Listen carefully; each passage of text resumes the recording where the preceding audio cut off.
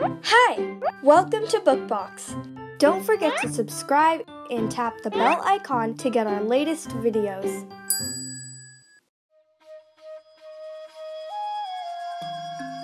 Fısıldayan Palmiyeler.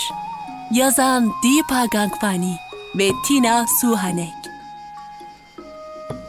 Mori, iri, kahverengi gözlü küçük bir kızdı. Anne ve babasıyla birlikte küçük mavi gölün yanında güzel bir Hindistan cevizi bahçesinde yaşıyordu. Her sabah başının üstünde boş sepeti dengede tutuyor ve göle doğru yürüyordu. Annesi çamaşırlarla ve babası balık ağıyla arkasından geliyordu. Babası balık tutarken annesi gölün yanındaki taşta çamaşırları yıkıyordu.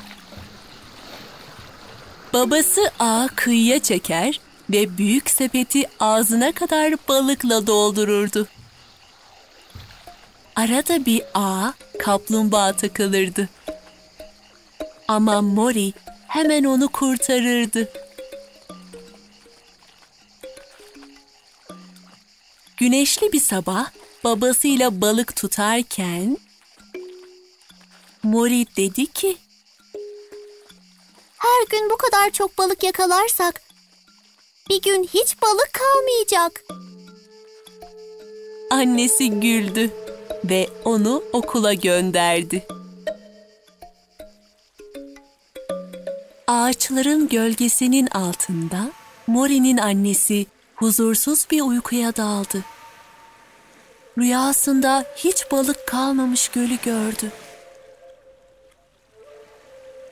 Palmiye yapraklarındaki rüzgar kulağına fısıldıyordu.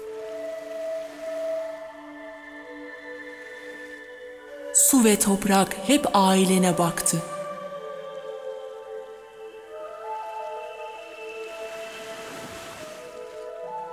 Bunun karşılığında siz de ona bakmalısınız.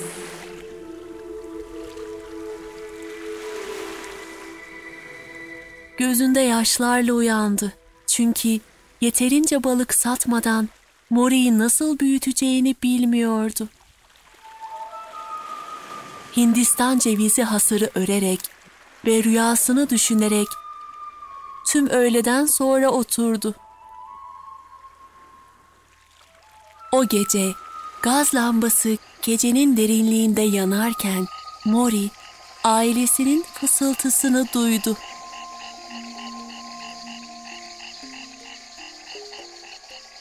Ertesi sabah babası ona daha küçük bir sepet verdi. "Bütün balıkları nasıl bu küçük sepette taşıyabiliriz?"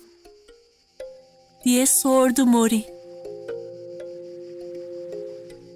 "Sepete sığdığı kadar balık alacağız," diye yanıtladı. Mori şaşırdı. Okuldan geldiğinde annesini Hindistan cevizinden yağ ve sabun yaparken bulduğu için sevindi. Mori daha fazla Hindistan cevizi almak için çabucak ağaca tırmandı. Ama annesi onu uyardı. "Onları zorlama. Sadece ağacın bize verdiklerini kullanmalıyız." Babası da ekledi. "Bunları yapmak için sadece düşen Hindistan cevizlerini aldık. Bak, hatta içeride Yaseminli sabun bile yaptık." O günden sonra aile palmiye yapraklarından süpürge yaptı ve Hindistan cevizi liflerinden hasır ördü. Pazara sabun, yağ ve az miktarda balık götürdüler. Mori büyüdüğünde Hindistan cevizi kabuklarından küçük kaplumbağalar yaptı. ve bir tanesini hep boynunda taşıdı.